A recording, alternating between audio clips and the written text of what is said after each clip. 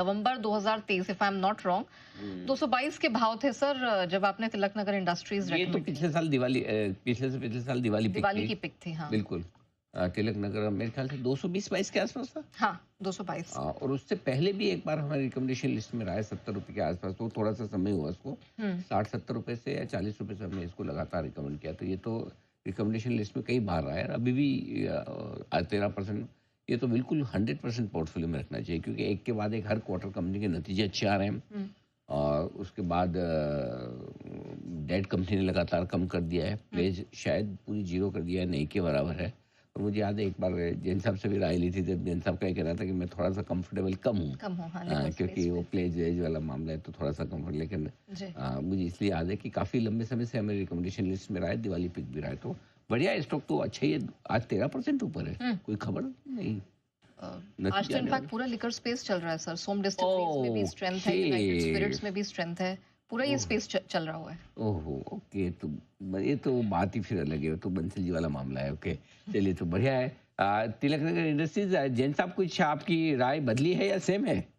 देखिए, राय तो सेम ही है कि कंफर्टेबल नहीं है, बट जो 2-3 चीजें दिख रही है। एक तो देखिए, जो बीट द हीट वाला कॉन्सेप्ट भी इस सेक्टर में चलता है, और कुछ कुछ मिला के ऐसा लगता है कि जो रूरल कंजम्पशन और डोमेस्टिक कंजम्पशन वाली थीम में भी है ये स्टॉक, और बहुत सारे स्टॉक्स इस सेक्टर से सारे के सारे ही चल रहे हैं।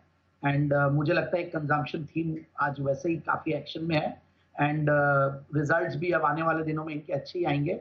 और जिस तरीके की गर्मी है, तो सर्टेनली जो कुछ पेय पदार्थ है जैसे बियर जैसे, इनके कंजम्पशन बढ़ती है। और अभी जो बंसल जी ने भी बहुत एक बढ़िया एनालिसिस दिया, जो कि इंडिया में जो पर कैपिटा जो शॉप्स है वो भी कम है, और आगे भी आने वाले दिनों में डिस्ट्रीब्यूशन इनका बढ़ ही रहा है, तो जिस तरीके से हम देखते हैं। सो ओवरऑल आई फील कि इस सेक्टर में कंजम्पशन वाली थीम के हिसाब से चलना चाहिए। बाकी हैट्स ऑफ टू यू, आपने तिलक नगर इंडस्ट्रीज दिया, और उस टाइम पे देने के लिए हिम्मत चाहिए थी अनिल जी, क्योंकि ये स्टॉक में कुछ सालों पहले मतलब काफी बड़ी गिरावट आई थी, और बहुत बड़ा जब ऐसा क्रैक आता तो कोई ना कोई बड़े इश्यूज होते तभी होता है। But the company has really bounce back, and काफी सारे जो इनके इश्यूज थे सबको रिजॉल्व करते हुए एकदम स्टैंड आउट कर रही है। बाकी सबसे जबरदस्त चला रेडिको खेतान इन सब में से, क्योंकि उनके कुछ जो प्रीमियम ब्रांड्स और प्रीमियमाइजेशन चल रहा है अभी इस इंडस्ट्री में, उसकी वजह से भी काफी स्टॉक्स चाहिए।